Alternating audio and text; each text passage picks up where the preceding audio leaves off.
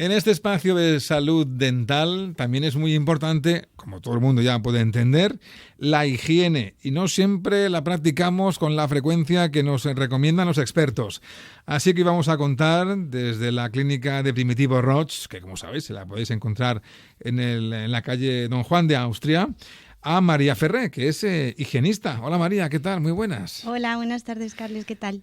Pues María, queremos saber algún aspecto que trabajáis en la clínica de Primitivo Roig y que a mí me llama la atención. Por ejemplo, esto de la odontología slow, esta manera de trabajar un poquito más tranquila, un poco más relajada y con todos los sentidos puestos en el trabajo con el paciente. ¿Qué papel juega la higienista dentro de la odontología slow?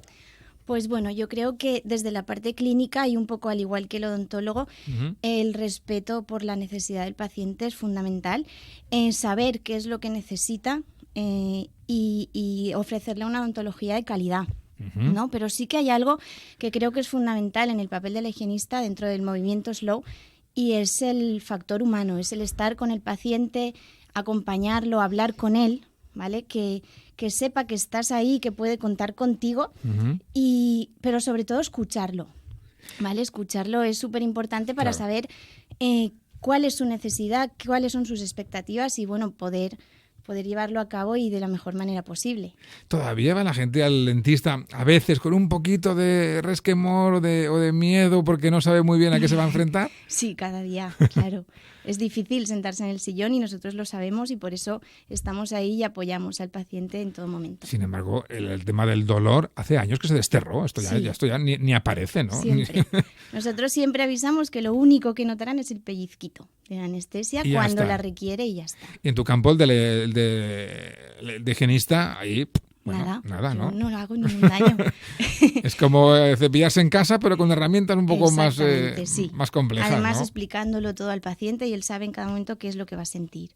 ¿Qué te importa a ti, María, como profesional, dedicarte día a día a la odontología slow?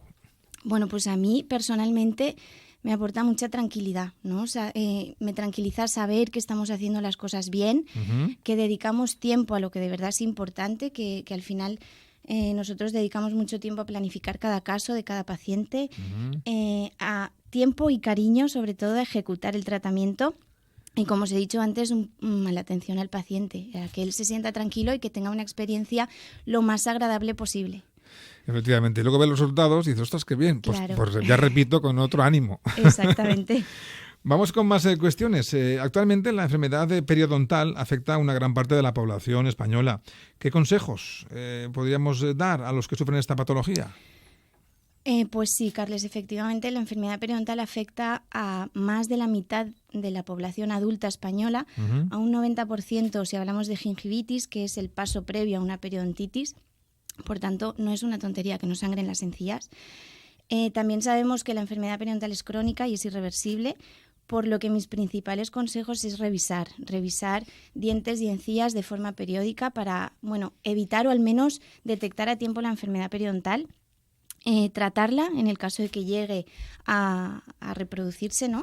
Y fundamental, mantenerla estable con mantenimientos periodontales de forma regular. Creo que con eso podemos alargar la vida de los dientes de un paciente periodontal notablemente.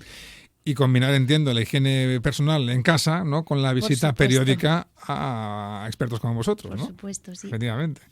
Para ir terminando, María, ¿cuál es tu compromiso con este tipo de paciente que, en fin, requiere una atención permanente? Pues mi compromiso con ellos es mantener unos dientes y unas encías sanos y fuertes, pero sobre todo mantenerlos en la boca, ¿no? Claro.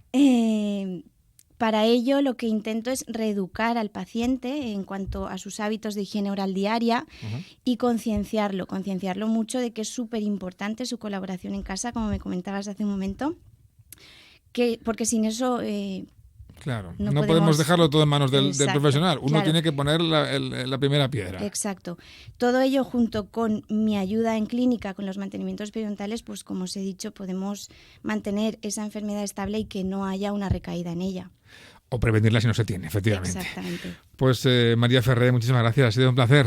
Igualmente, un placer de nuevo, Carles.